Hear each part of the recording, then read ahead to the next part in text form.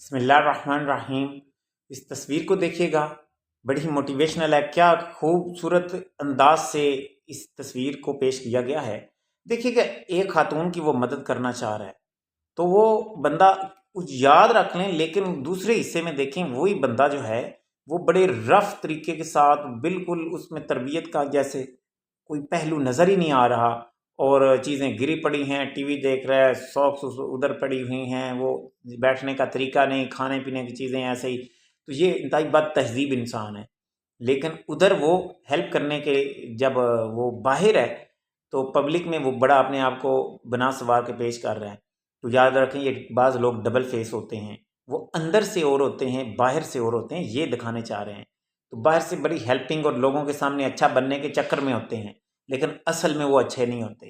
یاد رکھ لیں، کبھی بھی ایسے لوگوں کے چکر میں نہیں آنا چاہیے، جس طرح قرآن پاک منافقوں کے بارے میں کہا گیا کہ ان کے دل بھیڑیے کی طرح ظالم ہیں اور زبانیں شہد کی طرح میٹھی ہیں۔